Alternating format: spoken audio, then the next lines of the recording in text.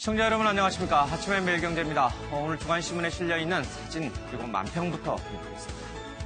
그들처럼 키스하자. 한국일보에도 그렇고요. 오늘 중앙신문 곳곳에 이 사진이 실려있더군요.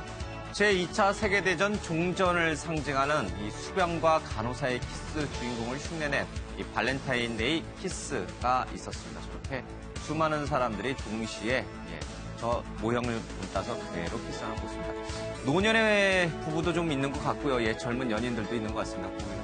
다른 사진입니다.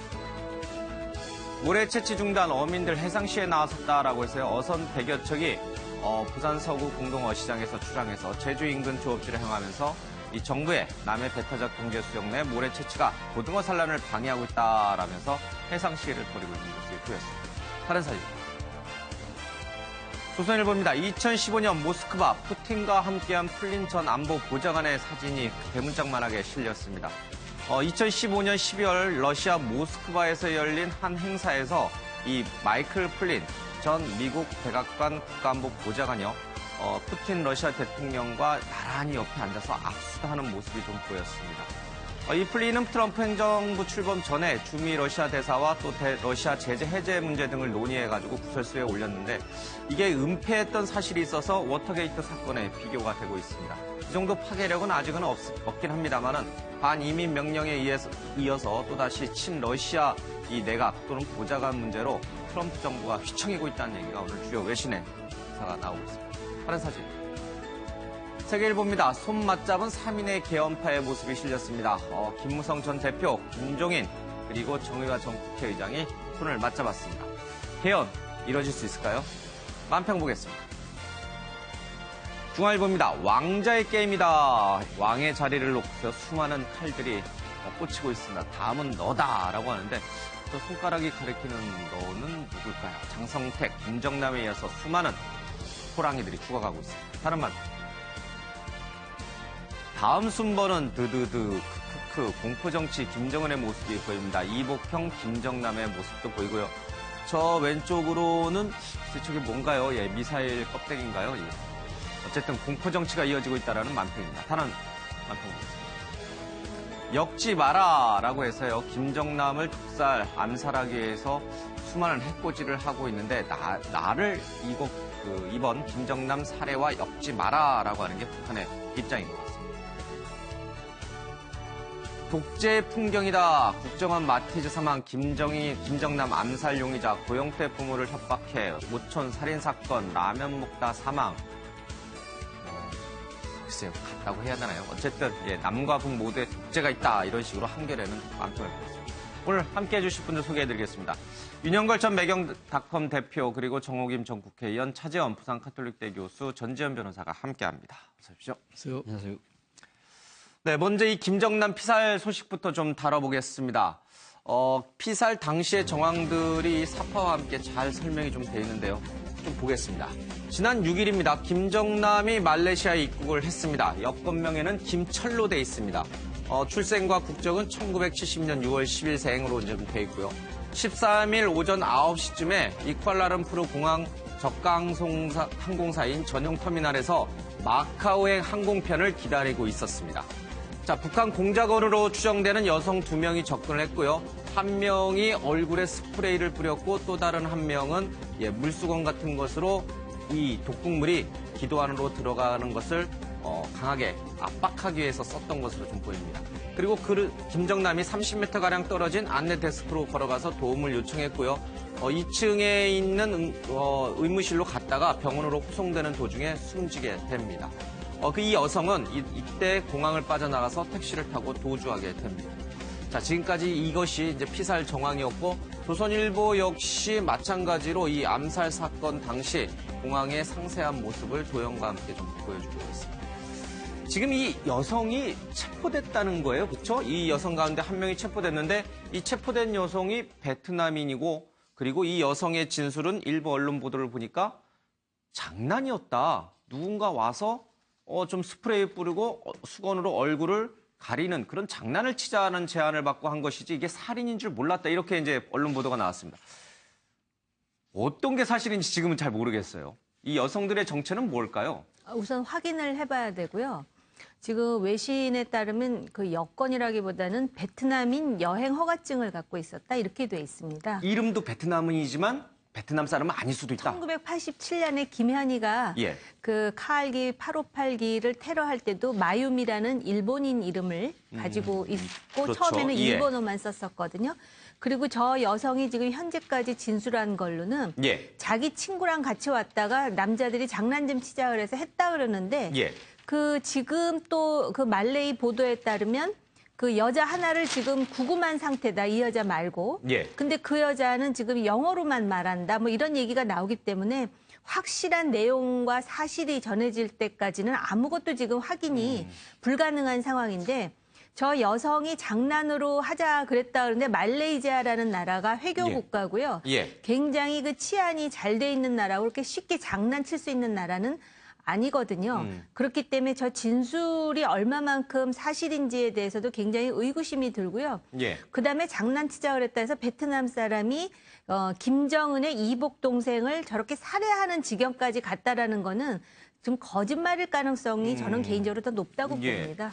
김정은의 이복형 김정남 덩치도 커요.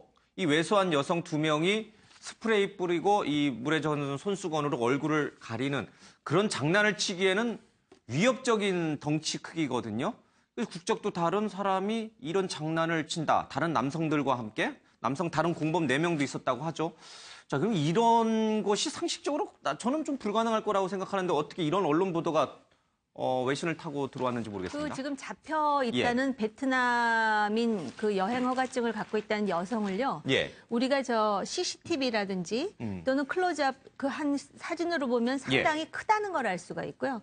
그다음에 그 보통 이렇게 누군가에게 장난을 치거나 살해를 하는 사람이 예. 립스틱을 그렇게 짙게 바르고 나와서 뭔가 이렇게 불법적인 일을 할 땐 자기 자신의 어떤 그 익명성을 다 강조해야 예. 되는데 아주 새빨간 립스틱을 바르고 나와서 저런 일을 벌였다는 것도 그럴 뿐만 아니라 예. 지금 그 똑같은 티셔츠를 입고 있다가 잡혀 있다는 거거든요. 예. LOL, Laugh Out Loud라는 말레이시아제 티셔츠라 그러는데 자기가 그런 짓을 하고 남자가 쓰러진 것을 봤는데 이틀 후에 똑같은 옷도리를 입고 나타났다. 여전히 저는 좀 석연치 않은 부분이 많다라고 예. 보여집니다. 조선일보에서는 이 여성들이 북한의 정찰 총국 소속인 모란꽃 소대의 일원일 것이다라는 얘기를 기사로 쓰고 있습니다. 공작원 출신 탈북민에게 물어보니까 20대 여성들로 한계주에 4명에서 5명 정도로 구성이 되고요. 훈련받은 북한 공작원이라면 독침 쏘려다 안 돼 스프레이를 쓴 것 같다 이런 얘기를 좀 하고 있습니다. 북한 정찰총국 산하에 20대 초중반 여성들로 조직된 모란꽃 소대가 있는데 이들이 동원됐을 가능성이 크다라는 유동열 자유민주연구원장 얘기를 좀 하고 있습니다.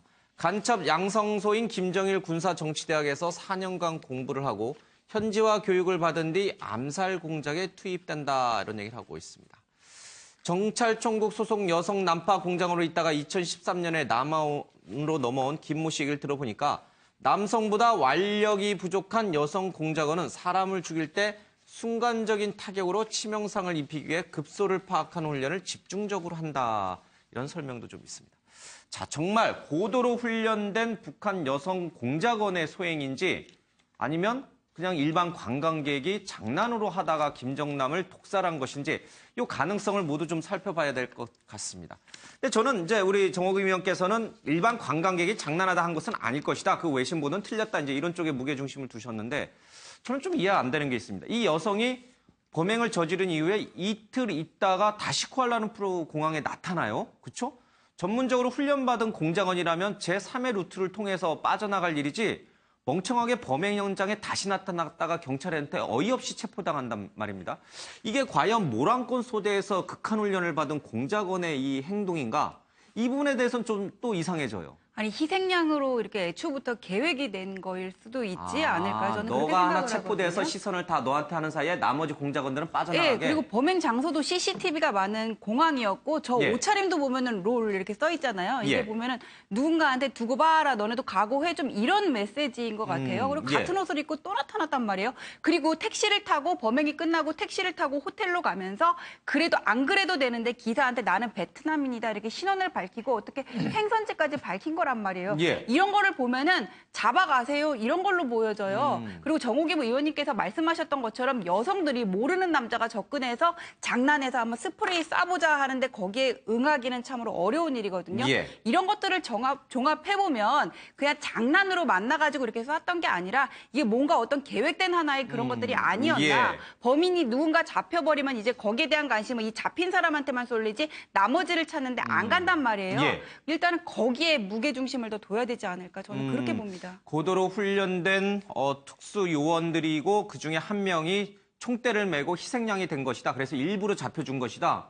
예, 뭐 그 가능성도 뭐 배제하기는 좀 어렵겠습니다. 그러니까 지금은 아직은 정확하게 이 누가 왜 독살했는지 그 부분이 밝혀지지 않아요. 이게 북한 소행이라고 단정하기도 지금 어렵게 돼버렸어요. 뭐 아직까지는 예. 뭐 북한 대사도 어제 뭐 부검하는데 김정남 하는데 와서 뭐 보고했습니다만은 예. 아직까지는 북한이 했다는 뭐 증거가 뚜렷하게 나온 건 없죠. 예. 근데 이게 모란코 소대니 이게 북한의 훈련된 요원들이 물론 했다는 뭐 가능성은 상당히 높겠지만 예. 그래도 아까도 뭐 얘기했지만은 우리가 좀 궁금한 게 그 식당 우에서 남자 넷이 구경하고 있었다잖아요. 예. 그거 보고 여자 둘이서 범행을 하고 근데 그 여자들이 립스틱도 진하게 진하고 예. 뭐 티셔츠 LOL 입고 뭐 청치마 같은 거 청바지 예. 같은 거 뭐 가벼운 짧은 거 입고 범행한다는 게 그게 조금 의아스럽고 또 왜 호텔에 갔는데 다른 사람은 다 없어지고 혼자 다시 공항에 똑같은 옷을 입고 또 나타났냔 말이죠. 예. 그런 의미에서 볼 때는 물론 뭐 북한이 관련될 가능성은 저는 굉장히 높다. 예. 뭐 한 99%는 관련됐다고 보지만 저 여자 둘은 아마 현지에서 베트남행 관광객들을 북한 요원이 포섭해서 또 했을 가능성도 그 가능성도 또 상당히 있었지 않느냐. 뭐 금품 돈이나 뭘 그렇죠. 뭐 줄 주겠다라고 테니까 해서, 예. 이렇게만 하면은 이거 장난치는 거니까 이렇게 해라 해서 그렇게 교육을 시켜가지고 했을 가능성도 뭐 상당히 있기 때문에 북한이 관련됐긴 했지만은 저 사람들이 요원이다 이런 아직 증거는 없고 요원이라면 어디든지 없어지든지 자살하든지 뭐 처음에는 살해했다는 얘기까지 있었는데 다시 공항에 버젓이 나타난 거 보면은 그게 좀 안 풀리는 의무 중에 그러니까 이제 하나입니다. 이게 허술한 이런 허술함이 의도된 허술함인지 아니면 진짜 일반인이기 때문에 허술한 행동을 한 것인지 그 부분은 예 확인할 길이 없습니다. 저는 아직은. 그 심증적으로 북한의 소행이라고 생각하는 사람입니다. 그리고 공항에서 그 일을 도모했던 이유는 김정남이가 그 공항에 그 시간에 티켓팅을 해가지고 마카오로 간다는 정보를 사전에 알았을 가능성이 가장 많은데요. 예.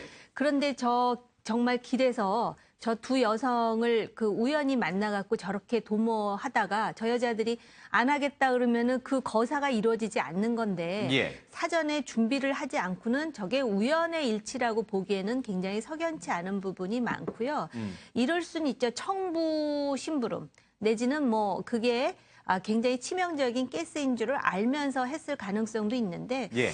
지금 그 스프레이를 뿌리고 죽였다 그러는데요. 저게 지금 어떤 가능성이 있냐면 스프레이를 뿌리면 가까이 있던 여성도 치명타를 입게 되거든요. 이제 공기 중으로 올 수 그렇습니다. 있으니까. 예. 그래서 왜 일본에서 살인가스라든지 옴진리교 예. 테러 때도 많은 사람의 그 피해자가 나타난 게 그런 이유인데 그 스프레이가 아닌 다른 뭐 독침을 사용했을 가능성은 여전히 열려 있고 예. 전 세계에서 사람을 향해서 저런 짓을 할 수 있는 거의 유일한 정권이 김정은 예. 정권이라는 점에서 볼 때 그런 심증은 매우 강하고 저런 것 자체도 계산하고 했는지 뭐 그건 잘 모르겠지만 지금 저 여성 2명에다가 4명이 더 있었다는 거 아닙니까? 남성들. 예.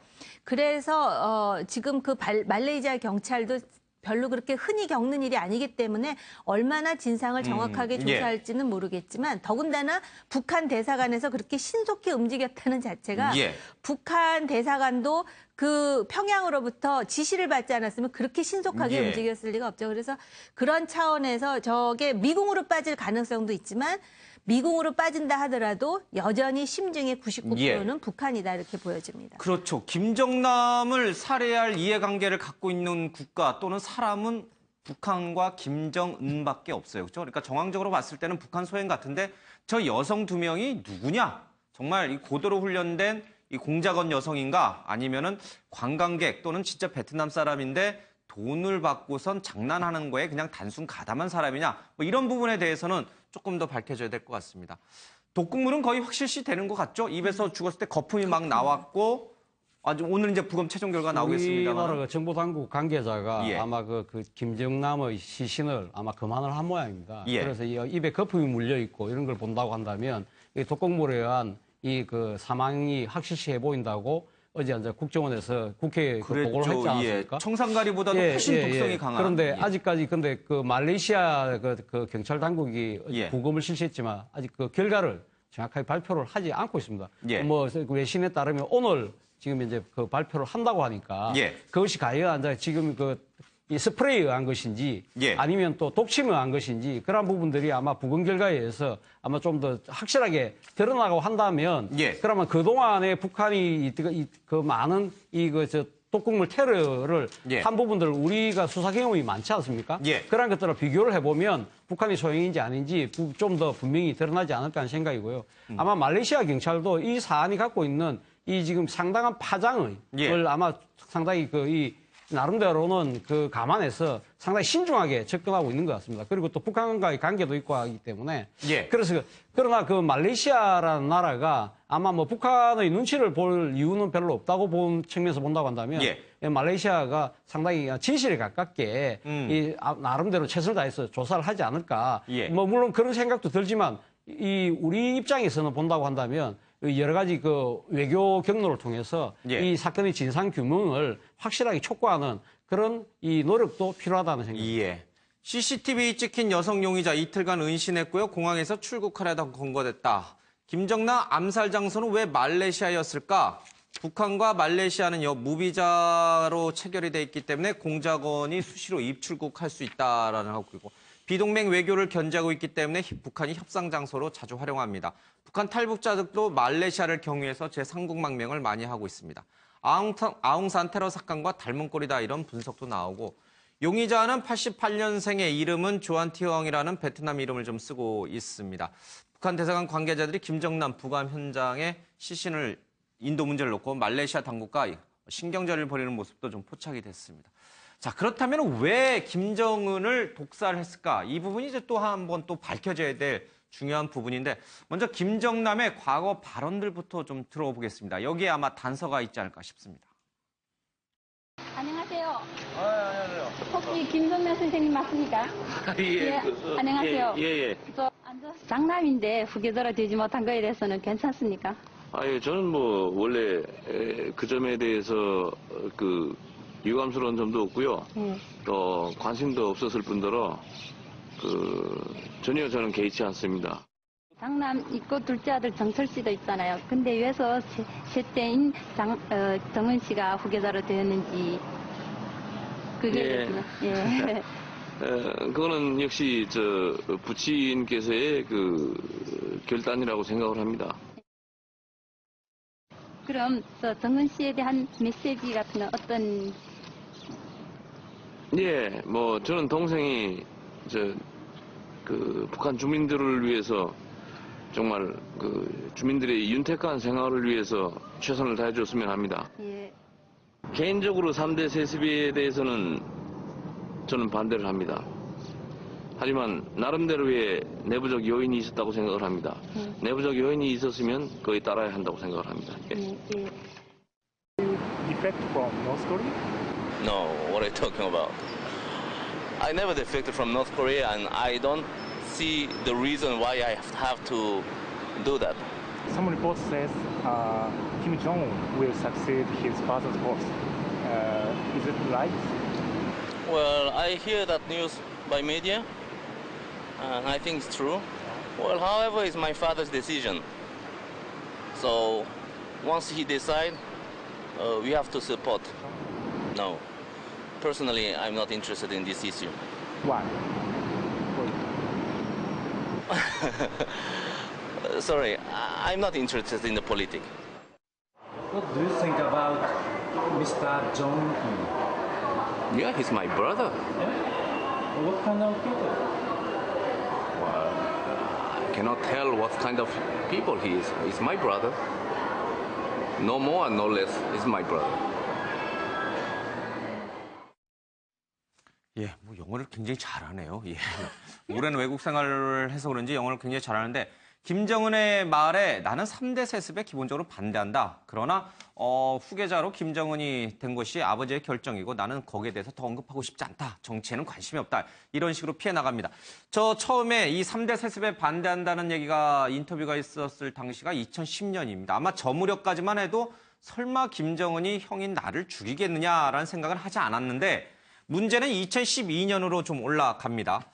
김정은이 집권 직후인 2012년 초에 김정은이 김정남에 대해서 암살 지령을 내렸다라고 하는 것이 어제 우리 국정원에서 밝힌 내용입니다.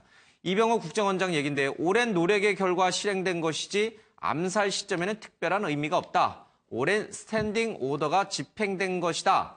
김정남이 통치에 이업이 된다는 계산적 행동이라기보다는 김정은의 편집광적 성향이 반영된 것으로 평가된다라고 우리 국정원장은 설명을 좀 하고 있습니다. 그러나 어제 국정원의 이런 설명을 믿지 않는 탈북자들의 의견도 있습니다.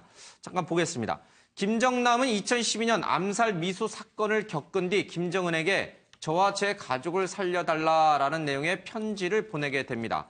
저와 제 가족에 대한 응징 명령을 취소해달라. 저희는 갈 곳도 피할 곳도 없다. 도망갈 길은 자살뿐임을 잘 안다는 내용이 담겨 있었다라고 하고 있습니다.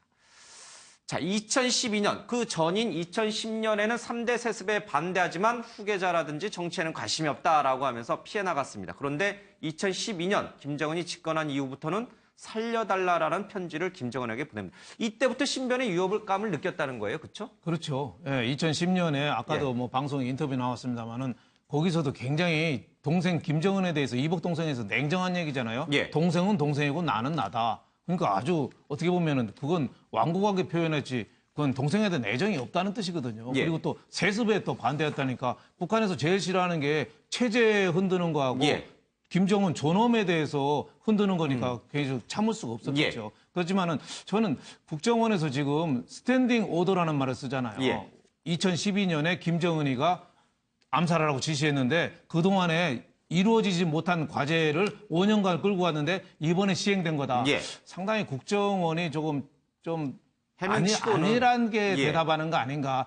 북한 체제가 김정은이가 오더를 했는데 5년간 끌 정도로 그렇게 한가한 나라인가요? 그 나라는 말 안 들으면 바로 고사포서 쏘는데 그리고 김정남이는 거의 오픈돼서 행동을 했잖아요. 뭐, 언론 그렇죠. 인터뷰도 예. 하고 뭐 마카오하고 뭐 중국하고 일본하고 싱가포르 왔다 갔다 하는 거는 우리나라 사람도 다 아는데 제가 보기에는 국정원에서 너무 편집광이다. 뭐 물론 김정은이가 그런 것도 있지만은 저는 김정남이가 최근에 어디든지 망명이라든지 무슨 조치를 취하려다가 북한에서 그거를 발각이 간파를 돼서. 당한 예. 거 아니냐. 뭐 영화 요새 브래드 피트 나오는 얼라이드 뭐 그 영화도 뭐 그 이중 간첩 나오지만은 어떤 식으로든지 북한의 그 움직임이 포착이 돼서 예. 아 마카오 들어가면은 그건 중국 관할이니까 예. 북한이 잘 못 건들잖아요. 예. 그러니까 아슬아슬하게 그 공항에서 쿠알라룸푸르에서 비교적 그 제3지역인 거기서 예. 급하게 결행을 한 거 아니냐. 저는 예. 뭐 이런 생각이 듭니다. 우리 정보당국 국정원은 뭔가 진실을 알고 있는 것 같은데 그거를 밝히기가 어려운 것은 아닌지 어쨌든 오랜 이 명령의 실행 결과다 이렇게 얘기를 하고 있습니다. 근데 우리 윤 대표님 말씀하신 대로 김정남은 북한의 이 고도로 훈련된 요원들의 실력에 비하면 맘만 먹으면 5년 안에 아무 때나 언제나 이 암살할 수 있는 아주 손쉬운 타겟이었어요. 그런 점 하나. 또 하나. 김정남의 정치적 영향력은 사실 제로 상태나 마찬가지인데 굳이 이 시점에서 암살이라는 방식으로 세계의 시선을 끌면서 제거했을 필요성이 있었을까? 아니 힘도 없는 사람을 뭐하러 독살을 시키겠습니까? 그렇죠? 이목만 집중시키지. 그런 의미에서 뭔가 다른 속사정이 있지 않았을까? 방금 말씀하신 것처럼 망명설 또는 미 행정부, 트럼프 행정부 또는 중국 정부에 의해서 김정은과 김정남의 자리교체, 뭐 레이즘 체인지, 뭐 이 정도의 얘기들이 더 신빙성 있는 게 아닌가. 그런데 우리 당국은, 정보 당국은 오랜 명령을 드디어 5년 만에 완수한 것이다. 북한식의 해명인데 납득은 잘 안 됩니다. 네. 그 사실 2008년에 김정일이 쓰러지고 예. 김정일이 죽기 전부터도 저 형을 죽이려고 시도를 한번 했었습니다. 2009년에. 그리고 자신이 다시 그 김정은이 집권한 2012년에도 그런 시도가 있었는데 예. 김정일의 유언은 형제끼리 좀 잘 돌봐주고 잘 살라는 유언이었어요. 그래서 예. 사진을 보면 그 또 다른 배다른 형제 중에 김설송이라고 있거든요. 예. 그 옆에 이렇게 앉혀놓고 찍은 사진도 있고 그런데 그 김정은의 경우는 지금 말씀하신 대로 그 김정은 체제가 들어서면서 중국과 관계가 안 좋으면서 예. 적어도 장성택이 살아있는 2013년까지는 그런 얘기들도 나왔어요. 더군다나 김정남은 중국의 개혁 개방에 대해서 굉장히 그 동경을 하던 인물이에요. 그것 예. 때문에 자기 아버지 눈밖에 벗어났거든요. 그래서 2013년 장성택을 죽이고 김정남도 신변의 위협을 느껴서 중국에서 그렇게 벗어나질 않았었습니다. 그리고 예. 프랑스로 간 김한솔의 경우도 프랑스 경찰이 그 신변을 보호할 정도였거든요.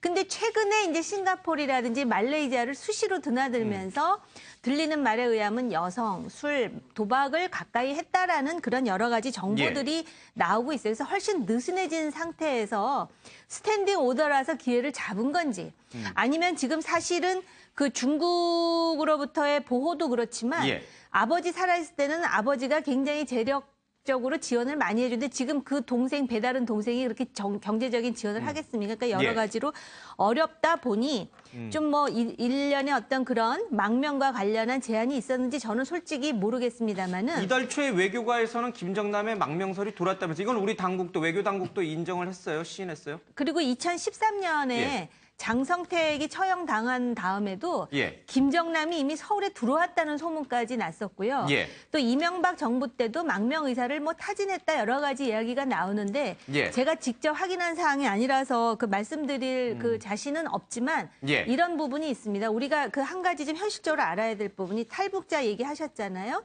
탈북민들이 대한민국에 사는 탈북민보다 중국에서 지금 헤매고 있는 탈북민들이 훨씬 많은데 그 이유가 대한민국에 들어오지 못해서 그런 부분도 있지만 고향인 북한에 가깝다는 이유가 있어요. 예. 그래서 가족에게 무슨 일이 있을 때 얼른 들어가 볼 수 있다는 것도 있고 저런 이제 고위직의 경우에는 망명 내지는 탈북을 시도할 때 어느 나라가 가장 안전한가를 보는데 예. 대한민국이 그렇게 안전하다라고 볼지 아니면 미국이나 중국이 더 안전하다라고 볼지는 그 사람들 입장에서 우리가 좀 분석을 하고 파악해봐야 될 필요가 있습니다. 알겠습니다. 제 오랜 암살 지령에 의한 것인지 아니면 망명 시도가 있었기 때문인지 아니면 최근에 이 정세와 관련해서 트럼프 행정부 또는 이 중국이 김정은은 도저히 통제 불가능한 인물이니까 얘를 끌어내리고 그 자리에 백두혈통인 후지산 혈통이 아닌 백두혈통인 김정남을 앉히려는 시도가 있었는지 그래서 김정은이 이를 막기 위해서 암살한 것인지 해석은 조금씩 분분한 것 같습니다.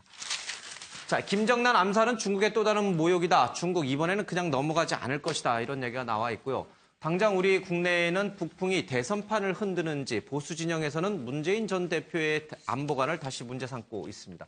문재인 전 대표는 북한은 정상적 국가가 아니다. 예측할 수 없는 상대라는 것을 우리가 늘 전제하고 염두에 두면서 남북관계를 펼쳐야 한다라고만 강조를 했지 사드 문제라든지 군 복무 축소 문제 뭐 이런 등등에 대해서 명확한 입장을 밝히지 않았습니다. 자, 과연 이것이 북한 김정남 피살이 글쎄요 대선이 뭐 12월에 열릴지 4월에 열릴지는 모르겠습니다만은 이번 대선판을 흔들 것인가? 뭐 어떤 분은 아니라고 하시는 분도 있고 어떤 분은 또 충분히 변수가 될 수 있겠다 이렇게 보시는 분도 있고.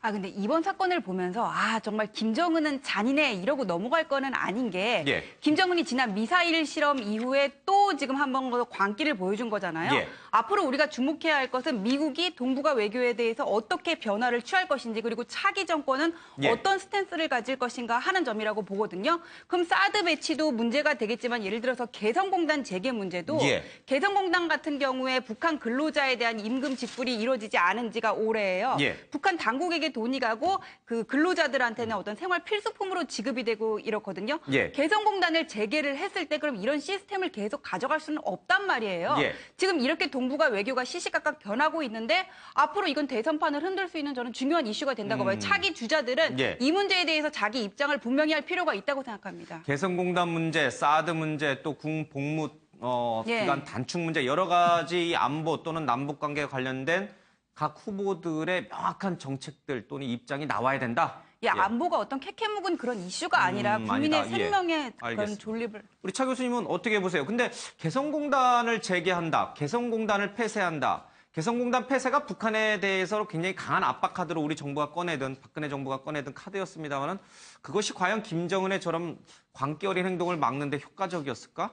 이 부분도 한번 또 생각해 봐야 돼요. 예. 그렇죠. 그러니까 대선 국면에 있어서 아마 개성공단 재개 문제는 이 지금 현 사태와 관련해서 상당히 아마 논란이 될 가능성이 크다고 문재인 봅니다. 전 대표는 재개한다는 쪽으로 얘기. 아직까지 뭐 그러니까 물론 뭐 재개를 해야 된다는 이야기는 예. 하고 있지만 이 사건 이유에 대해서는 아직 입장이 안 나와 있기 때문에 예. 뭐 그건 좀 지켜볼 필요가 있는 거고요.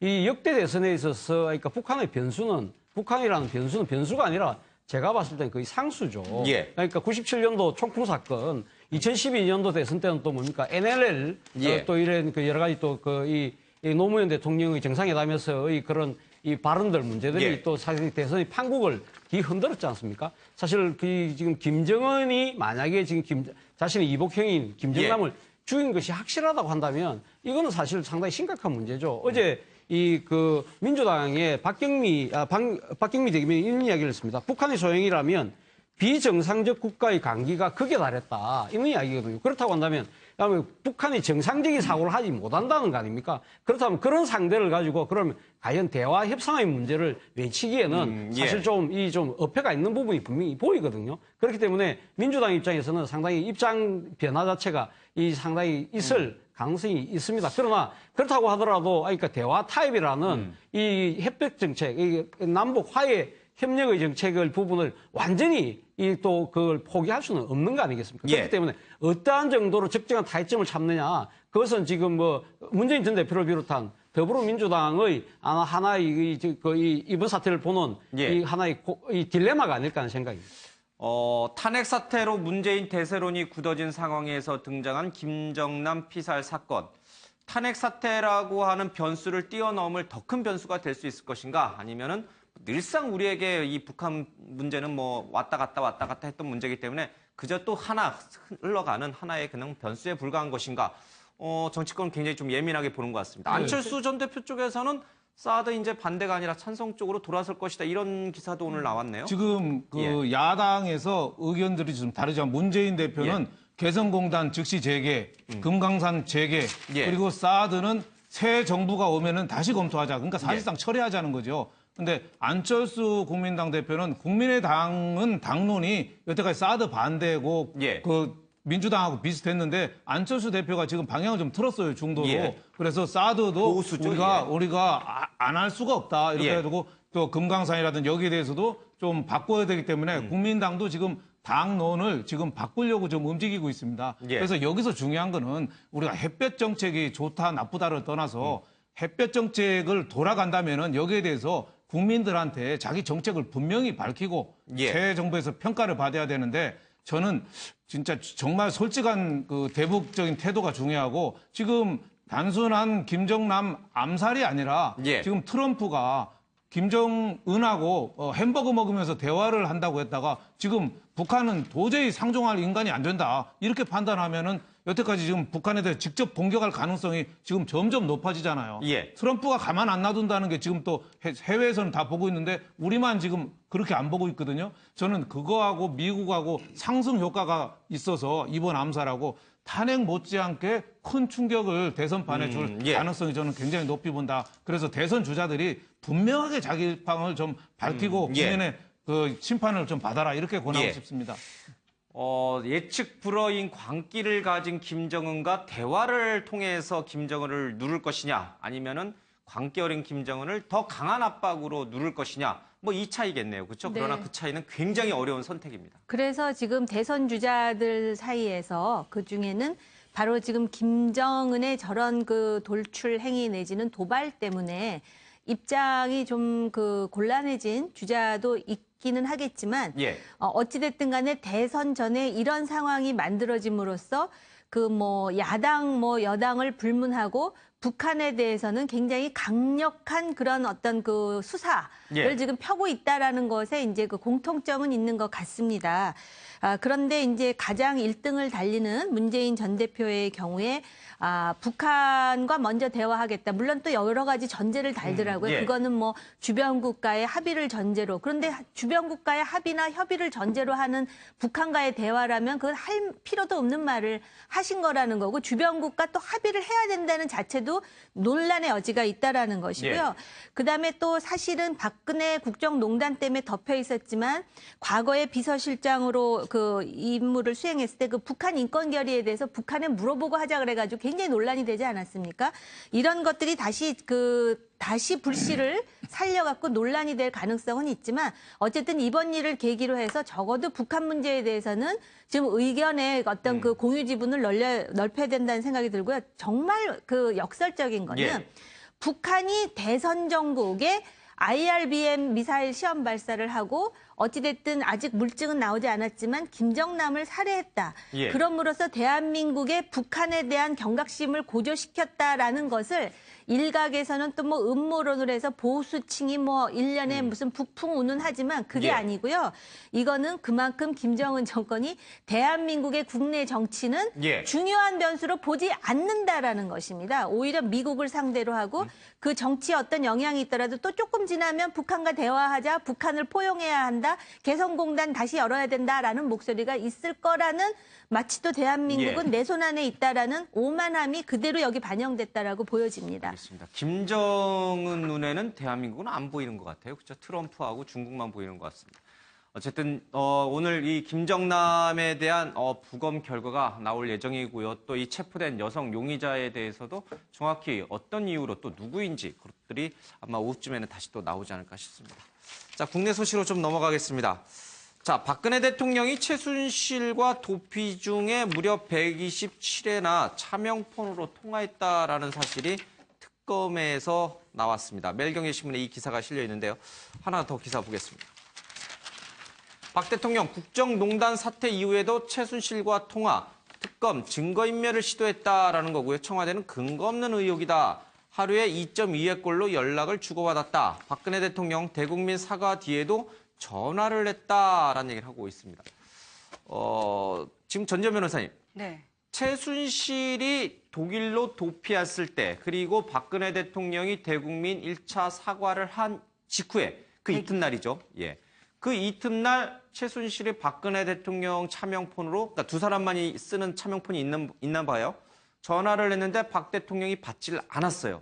그래서 언니인 최순득을 통해서 윤 전 추 전 행정관을 통해서 박 대통령과 뭔가 대화를 시도했다라고 장시호가 특검에서 진술을 해버렸습니다. 그러니까 최순득을 통해서 이렇게 대화를 시도해가지고 최순득이 동생 일 때문에 죄송하게 됐다니까 박 대통령이 동생이 귀국을 해야 되겠다 지금 이렇게 했다는 거잖아요. 그럼 이 최순득이 매개가 돼가지고 당시에 박 대통령하고 최순실 사이에 어느 정도까지 검찰에 출석해서 진술을 할 것인지 어느 정도까지 우리가 이거를 드러낼 것인지 모의를 했다고 볼 수가 있어요. 그렇게 통화를 했다면. 그리고 박근혜 대통령이 차명폰을 사용했다는 거는 정호성 비서관이 이미 헌재에서 인정을 했던 거고 고영태라든지 뭐 포레카 김영수 대표도 최순실이 박근혜 대통령과 평소에 이렇게 수시로 통화하는 거를 봤다 이런 증언이 이미 나왔거든요. 근데 박근혜 대통령과 최순실이 직접 통화를 했다는 게 왜 중요하냐면은 지금까지 안종범이 뭐 정현식한테 롯데 70억 돌려주라 그랬다 그러고 청와대에서 나온 문건에 VIP 해가지고는 5대 거점 스포츠클럽 지원 사업 해가지고는 컨트롤 타워는 K스포츠 재단이 하고 WK는 뭐 용역 사업을 한다 이런 내용이 박근혜 대통령이 지시에 의해서 작성됐다는 건 이미 나왔는데 박근혜 대통령과 최순실 사이에 어떤 직접적인 공모 관계를 입증할 만한 그런 증거는 없었어요. 그냥 한 달을 건너서 갔으니까. 네, 다 미루어 짐작했던 거죠. 그래서 지금 특검이 이 부분에 대한 그 휴대폰 압수해야 된다고 하는 이유가 뭐냐면 지금은 통화 기록만 있는 상황이거든요.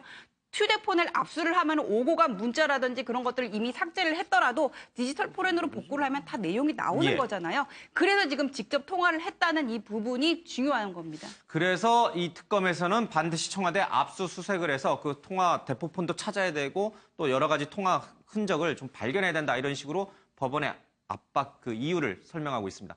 특검의 얘기 좀 들어보겠습니다. 그런 와중에 최근에 두 사람 사이에 통화가 있었다고 보이는 차명폰 2개가 확인이 됐습니다. 그래서 그 차명폰을 여러 가지로 검토해 본 결과 두 사람 간의 통화가 2016년 4월부터 2016년 10월 26일까지 약 570회 정도로 알고 있습니다. 570회 정도 통화가 있었던 것으로 밝혀졌고, 그리고 특히 2016년 9월부터 10월 26일까지는 127회 통화가 된 것으로 드러나서 아마 오늘 그분이 압수수색의 필요성의 한 증거로서 아마 제출된 것으로 알고 있습니다. 최순실 국정농단 사태가 언론에 보도되고 최순실이 독일로 급히 출국한 직후에도 대통령과 이 최순실 사이에 엄청난 양의 이 대포폰 통화 기록이 있었다는 것이 지금 이규철 특검부의 주장입니다. 이것이 증거인멸을 시도한 것인지 아니면 그냥 통상적인 뭔가 그냥 현안을 얘기한 것인지 그 부분에 대해서는 좀 해석이 다를 수 있습니다. 문제는요. 네. 앞서 장시호 씨가 얘기한 그러니까 최순실이 독일로 도피를 하고 박근혜 대통령이 1차 대국민 담화 사과를 하면서 최순실은 그저 지인일 뿐이다. 그리고 국정농단 같은 건 없었다. 선의로 기업들이 그렇게 한 것이다. 라는 식으로 일종의 가이드라인을 제시한 직후에 그 이튿날 최순실이 독일에서 박 대통령 대포폰으로 전화를 했을 때 대통령이 받지를 않았어요.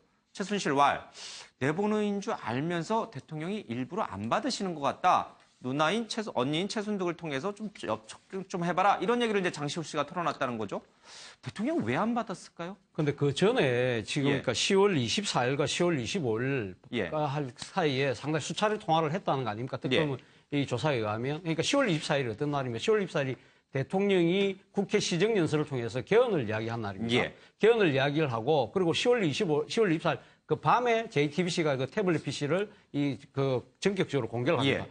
그러니까 지금 사실 또 그 10월 24일 바로 앞에도 또 대통령이 계속적인 통화를 한 거죠. 그리고 최순실 씨가 9월 3일 날 출국을 합니다. 예. 그런데 그 전에 7월 달에 TV조선이 미르재단에 대한 이야기를 하고 9월 20일 날 한겨레 신문이 이 스포츠 마사지 센터를 하는 사람이 K스포츠 재단 이사장이 됐는데 그것을 최순실 씨가 추천했다는 기사가 터집니다. 그러면서 점점 그 상황이 에스컬레이트 되고 있는 상황이죠. 그리고 10월 달에 9월 말부터 10월 사이에는 국회에서 이 최순실 국정 게이트를 둘러싼 여야 간 공방이 계속적으로 벌어지면서 여당이 계속적으로 디펜스를 치고 있을 때였죠. 예. 그렇기 때문에 이 지금 최순실 씨가 이 10월 24일 이전에 대통령과 계속적인 통화를 했다는 이야기는 이 사항을 어떻게 가면 수습을 할 것인가. 그래서 놓은 것이 10월 24일 날 개헌을 전격적으로 발표한 부분도 결국은 최순실 씨가 자신의 이게 지금 번져오는 이 여러 가지 정치적인 이 비난, 압박 이런 걸 갖다가 그러니까 이 방어하기 위한 하나의 수단으로 개헌을 제시했는데 공교롭게도 그날 저녁에 JTBC에서 불거지니까 거기에 대한 또 이야기를 밤새 또 이야기를 한 거 아니냐. 그래서 바로 그 다음 날 대통령님께서 뭘 했습니까? 1차 담화문을 발표를 한 거죠. 근데 담화문을 발표하고 난 뒤에 그게 아마 제 생각에 최순실 씨 아이디어였을 가능성이 상당히 높다. 그러나 담화문을 발표하고 난 뒤에 여론의 반응 자체가 봐라. 지금 대통령이 스스로 자인한 것이 아니냐. 거기서부터 대통령이 최순실 씨 이야기를 듣고 이거 1차 담화문에서 최순실 관계를 인정한 것 자체가 오히려 단추를 잘못 깬 거 아니냐. 거기에 대해서 본인 스스로가 화도 나고 최순실 씨를 계속 믿을 수 없다는 그러한 나름대로의 그 생각, 그러니까 이 심경의 변화가 일어난 것이 아닐까. 저는 그렇게 추측하는 게 합리적인 추측이지 않을까 하는 생각입니다. 그러니까 추측이에요. 그렇죠? 그러니까 지금 개헌 대통령께서 개헌 얘기를 꺼낸 추측이죠. 것이 최순실의 의도에 의한 것이다. 그러니까 사건을 덮기 위한 물타기용이다라는 거는 그렇죠. 추측이에요. 추측이고 그렇죠? 그리고 뒤에 최순실 씨 게이트가 계속 터지면서 때도 많은 언론들이 결국 10월 24일 날 그 전격적인 개헌 이야기는 아마 이런 여러 가지 상황들을 고려한 것이 아니었겠냐는 것이 그 언론들의 추측이었는데 지금 이제 통화 이 기록들을 본다고 한다면 그 의심을 상당히 뒷받침해 주는 강력한 근거가 된다는 거죠. 어쨌든 뭐 추론이긴 합니다만 그런 추론도 가능하다. 그러니까 최순실이 뭔가 물타기용으로 개헌을 얘기했고 또 대국민 담화 발표도 얘기를 했다. 뭐 이런 식의 이제 그 추측도 가능하다. 그럼 완전히 전부 이 최순실에 의해서 그러니까 10월 25일 1차 담화문까지는 아마 최순실 생각대로 갔는데 앞서도 제가 말씀드렸듯이 대통령께서 최순실 관계를 인정하는 순간 더 큰 파장이 밀려오지 않습니까? 그래서 여기에 대해서 관계 끊게 나선 것이다. 그때부터 이제 생각이 바뀌면서 최순실의 관계를 좀 벌려야 되겠다는 생각을 한 것이 다른 아닐까 생각 갖고 계신 분 없으세요? 그냥 그러니까 이제 이런 추론도 가능하고 또 반대쪽에 다른 추론. 그 두 사람 사이의 이 통화 기록이 정말 지극히 사적인 일로 대통령이 말씀하셨듯이 뭐 그런 일로 했을 가능성도 있으니까 다른 식의 혹시 추론하시는 분 없습니까? 저는 개헌과 관련해서 조금 다른 생각을 가지고 있는데요. 그럴 가능성도 있어요. 근데 뭐 지금 아무도 모르는 건데 그 당시의 언론 보도에 따르면 김재원 정무수석의 제안이었다. 그러면서 그랬죠? 이제 예. 그 당시 어떤 위기를 돌파하는 하나의 그 수로서 개헌을 이제 그 국회에 가서 제안함으로써 상당한 파장이 있었던 거는 예. 사실인데요. 몇 가지 사실을 근거로 해서 말씀을 드리자면 지금 평균 통화가 하루에 3번 정도, 그다음에 그 10월 이후에는 엄청나게 많은 통화인데 이거는 연인 사이에도 이렇게까지는 안 해요. 그러다 보면은 분명히 굉장히 긴밀하게 뭔가를 의견을 주고받았던 게 아니냐라는 그런 그 정황을 확인할 예. 수가 있고요. 이게 공모의 방증일 수 있고 또 하나는 바로 그렇기 때문에 특검이 압수수색을 해야 된다는 명분을 지금 제공하는 것은 분명한 것 같고요. 저는 또 다른 면인데 예. 거기 보면 대통령께서 오히려 최순실에게 귀국하는 게 좋겠다라고 권했다는 거 아닙니까? 근데 그 예. 당시에 많은 사람들은 독일의 어떤 그런 그 자금 세탁과 관련해서 혐의가 있기 때문에 예. 최순실로서는 빨리 올 수밖에 없었다. 우리가 이제 그런 추정도 한 기억이 나는데 대통령께서 오라 그래서 왔어요. 와가지고 또 하루 시간을 줬습니다. 그리고 어느 호텔에 묵었는지에 대해서도 비공개로 하고요. 예. 그러면서 하루 동안 뭐 정리할 걸 다 했어요. 은행이고 뭐고 강남 일대를 막 돌아다니면서. 그랬는데 대통령이 오라 그래서 왔는데 자기는 지금 구속된 몸이잖아요. 저 여성의 성격으로 볼 때 대통령을 원망하는 마음도 있을 수도 있겠다라는 추정을 저는 예. 해봤습니다. 알겠습니다. 각가지 이제 추론들이 나올 수 있는 대목들이 분명히 있습니다. 그러나 아직 정확한 사실은 무엇인지 밝혀지지는 않았습니다. 조아라 아나운서 얘기 듣고 와서요. 이 문제 조금 더 들어가겠습니다. 최근 검찰이 코스닥 상장사의 큰손으로 불리는 한 대표에 대해 주가 조작 혐의로 수사에 착수했습니다. 그런데 이를 놓고 검찰이 최순실 씨 언니 최순득 씨 일가를 정조준하고 있다는 얘기가 나왔습니다.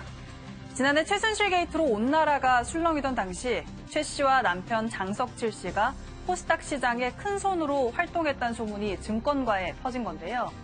금융권 관계자에 따르면 최순득 씨 부부가 막대한 비자금을 불려왔고 자금 중 일부가 주식시장으로 흘러가 투기자금으로 사용됐다고 전해졌습니다. 하지만 현재 검찰은 해당 사안과 관련해 명확한 입장을 내놓지 않고 있는데요. 이를 놓고 일각에선 최순실 게이트에 대한 특검 수사가 마무리되는 대로 검찰이 최순득 일가를 본격 수사할 것으로 보고 있습니다. 계속해서 대담으로 이어가시죠. 네, 앞서 얘기한 대로 박근혜 대통령과 최순실의 대포폰이 존재했고 그 대포폰으로 하루에 2.2회, 3회꼴로 연인보다도 더 잦은 전화가 최순실 국정농단 사태가 불거진 지난해 9월, 10월 때 이뤄졌다는 것이 특검의 주장입니다. 자, 법원이 압수수색에 대해서 오늘 어떤 결정을 내릴지 좀 지켜보도록 하겠습니다. 최순실이 고영태가 5억 달러 협박을 주장하며 측근을 이간질했다라는 얘기가 국민일보에 좀 실려 있습니다. 노승일 K스포츠재단 부장이 이 국민일보와 인터뷰를 했는데 최 씨가 5억 협박을 받았다고 주장하는 지난해 8월 한강 반포 주차장 만난 과정에 고영태 씨, 이성한 전 사무총장 이외에도 유상영, 더운트 회장이 있었다라고 최근 국민일보에 밝혔다고 하면 당시 이 유상영 씨가 최순실 씨를 데리고 나갔고 고영태 씨는 이 씨와 함께 이동을 했는데 녹취를 우려해 휴대전화를 수거한 뒤 대화가 이뤄진 곳은 유 씨의 그랜드 차량 아니었다. 근데 이 안에서 이성환과 고상무가 짜고 나에게 5억 원을 달라고 한다라고 하면서 이게 말이 되느냐라면서 최순실이 목소리를 높였다고 합니다. 그러자 노승일 부장이 무슨 소리냐? 절대 돈을 주지 마시라고 하자 최 씨가 내가 미쳤냐? 돈을 주게라며 전화를 끊었다고 합니다. 의아해진 노승일 씨가 친구인 고영태에게 연락해서 너가 최순실 회장에게 돈 5억 원을 뜯어내려 했다더라 하면서 사실 여부를 물었습니다. 그랬더니 고영태 씨는 5억 원 이야기가 무슨 소리냐? 최 씨는 매번 거짓말을 하고 사람들을 이간질한다. 이런 식이라서 주변에 사람들이 남아있지 않은 것이다 라면서 화를 냈다고 합니다. 그러니까 최순실이 없는 말을 만들어내서 주변들, 측근들을 이간질시키려 했다는 거예요. 그렇죠? 5억 원을 달라고 고영태가 최순실을 협박했다라는 것은 전적으로 최순실이 지어낸 얘기라는 게 이 고영태 주장이에요. 그렇죠. 고영태가 노승일 K스포츠 재단의 부장이 이제 밝힌 거죠. 지난번에 이성한 그 사무총장하고 한강 눈치에서 5억 내라고 했다고 해서 이번에 새누리당, 자유한국당의 김진태 의원이 그 7가지 죄목이 고영태한테 있다. 여기에 맨 첫 번째가 이 사기 미수, 공갈 미수인 5억 원을 최순실한테 달라고 한 거다. 뭐 이렇게 했는데 노승일 씨는 그게 아니고 최순실이가 그 고영태라든지 노승이라든지 이런 예. 사람들을 이간질시키기 위해서 5억 원이라는 말을 만들었다. 예. 이렇게 하는데 저는 요즘에 최순실이 국정농단하고 여러 가지 이간질하고 예. 나쁜 짓을 많이 한 것도 맞지만 그렇다고 해서 지금 이거는 노승일 K스포츠 부장이 터뜨린 거고 고영태라는 사람도 계속 터뜨리고 있는데 예. 이쪽 편 사람들은 선의냐 이쪽 사람들은 옳은 편이냐 예. 여기에 대해서 저는 좀 다시 좀 생각해 봐야 된다. 지금 이분들이 다 저 체육대학 거기 다 동기들이에요. 동기 예. 선후배. 거기 누구야 노승일 씨, 그 고영태 또 박헌영 과장 예. 또 유상영 다 체육대학 그 동기 동창들끼리 모여서 그 김수현 그 녹음 테이프에도 다 나오잖아요. 이 사람들도 그 뻥 터지면은 뭐 스포츠 재단을 예. 이사장 쫓아내고 해먹는다고 하고 국세청장도 바꿔친다고 할 정도로 큰 이권 사업에 개입하려다가 예. 이분들이 미수에 그친 사람들이고 지금도 어떻게 보면은 K스포츠 재단은 이분들이 집단이 지금 K스포츠 재단 사실상 장악하고 있어요. 월 8천만 원씩 쓰면서. 그래서 내가 보기에는 헌재 판단도 물론 신속하긴 하지만 예. 이 사람들에 대해서 얼만큼 이분들이 투명하고 한지 그동안에 사건이 나오고 전개되고 녹음 파일이 지금도 뭐 이 29개를 지금 분석 중인데 여기에 대해서도 좀 실체적인 진실 예. 이걸 좀 가려야지 이렇게 노승일 씨나 고영태만 정의다. 예. 최순실은 나쁘다. 최순실은 당연히 나빠요. 근데 제가 보기에는 이분들도 50보 100보고 똥 묻은 게 개 묻은 게 차이 아니냐. 저는 예. 이런 생각이 듭니다. 알겠습니다. 그러니까 이 5억 원을 달라고 협박을 한 것이 그러니까 고영태가 최순실에게 5억 원을 달라고 협박한 것이 사실인지 아니면 최순실이 전적으로 지어낸 이간질을 하려고 지어낸 말인지 이 부분에 대해서도 뭔가 진실은 밝혀져야 될 것 같습니다. 최근에 이 공개가 됐던 고영태와 이 측근이었던 이 김 씨와의 이 관계 내용을 들어보면 또 이렇게 협박할 수도 있겠구나라는 생각도 좀 드는 정황이 분명히 존재합니다. 고영태 녹취록 좀 들어보고요. 그리고 관련자 박헌영 과장 얘기도 좀 듣겠습니다.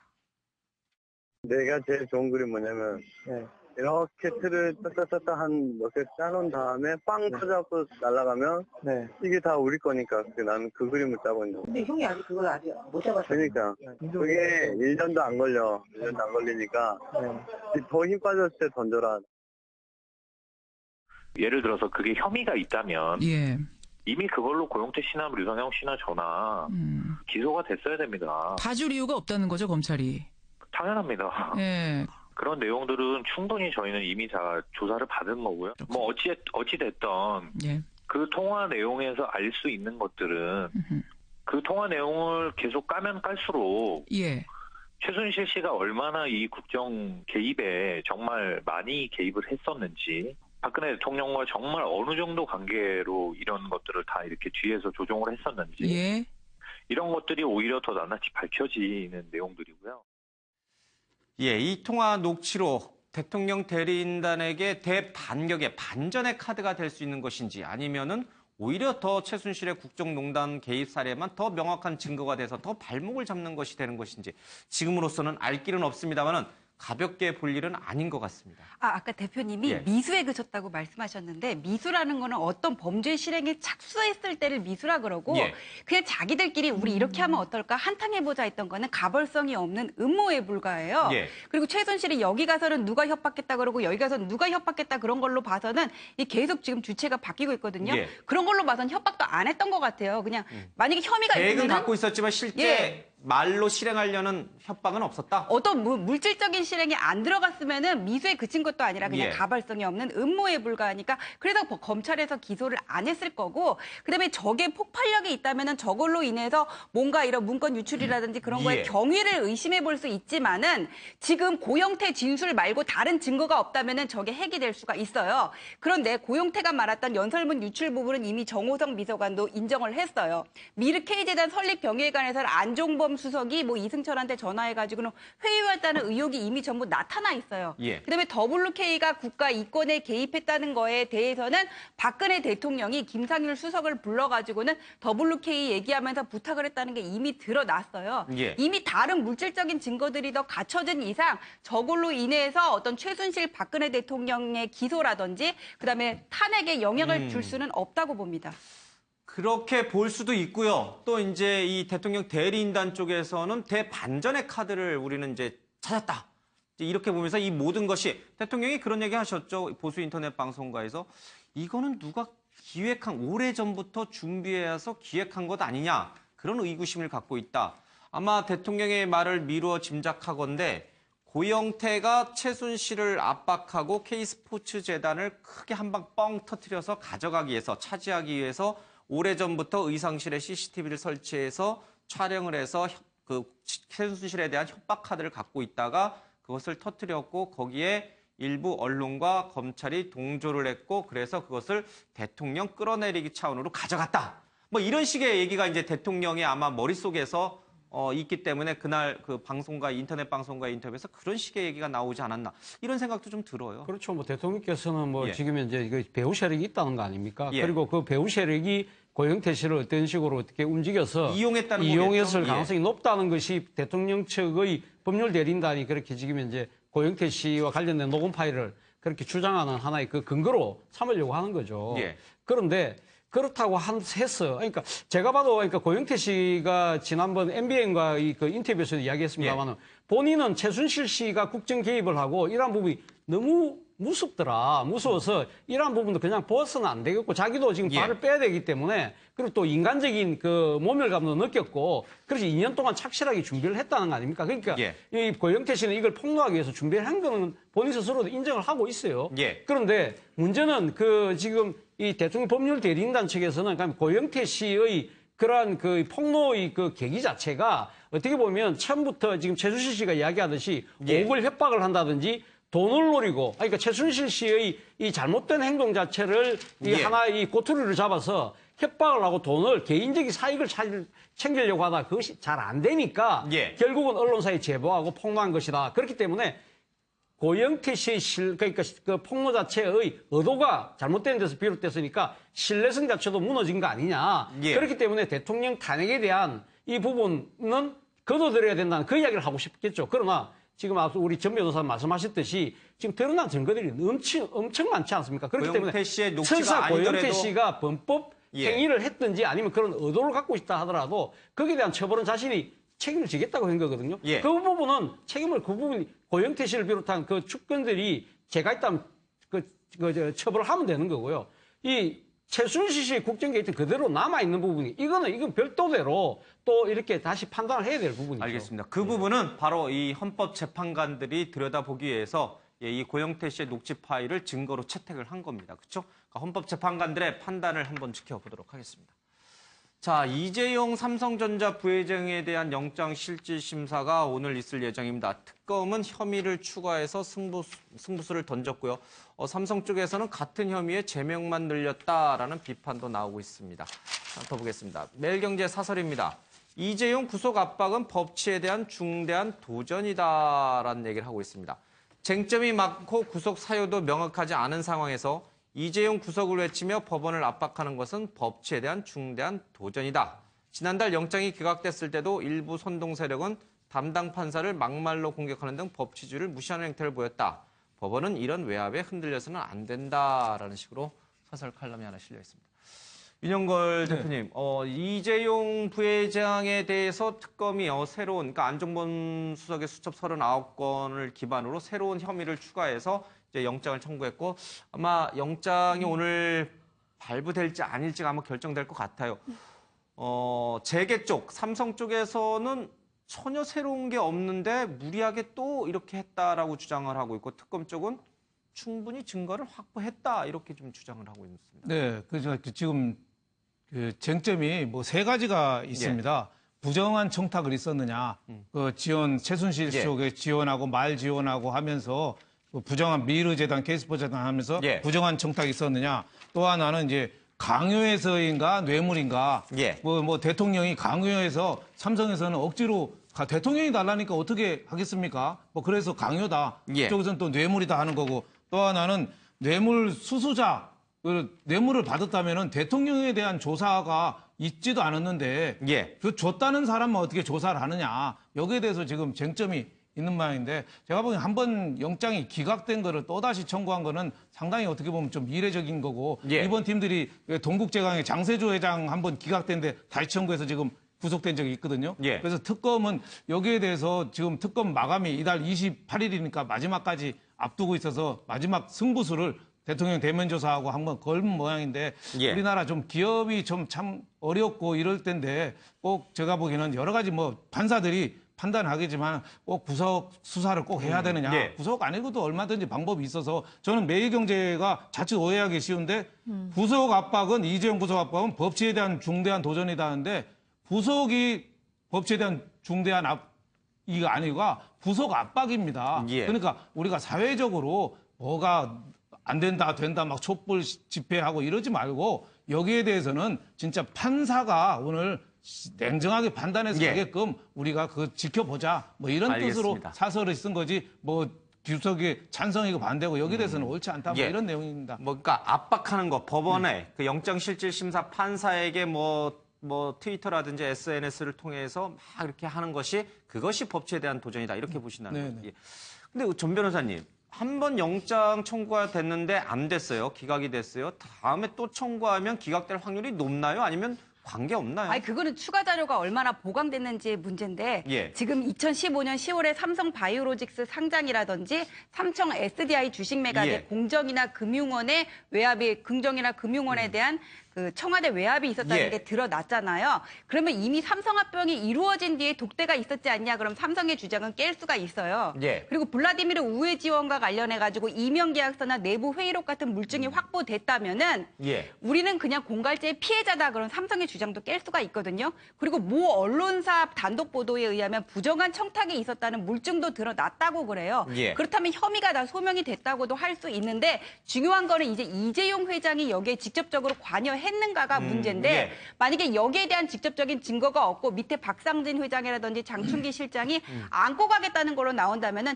이번에도 영장 발부는 어려울 수가 있어요. 그래서 지금 특검이 박상진 사장까지 여기에 대해서는 지금 증거가 충분히 확보됐다고 봐가지고는 예. 두 개로 청구를 했잖아요. 그리고 어제 특검이 뭐라고 브리핑을 했냐면은 최재성이라든지 장충기 그다음에 황성수 사장에 대한 영장 청구 여부도 꼭 예. 결정을 하겠다 그랬는데 그거는 이재용 영장 기각이 기각될 때를 대비한 것 같아요. 만약에 기각이 되면은 여기를 청구하겠지만은 영장 발부가 되면 안 하겠죠. 알겠습니다. 오늘 좀 지켜보도록 하겠습니다. 영장이 다시 나올지 아니면은 또 다시 기각되면서 특검이 또 상처를 입게 될지 보겠습니다.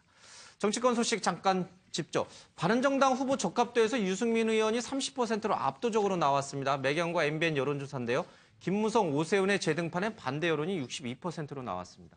종욱 의원님, 바른정당에서는 유승민 의원이 30%로 압도적인데 그렇지만 전체적으로 봤을 때 유승민 후보의 지지율은 문재인, 안철수, 안희정 뭐 등등에 비해서는 한참 밀려요. 그렇죠? 네.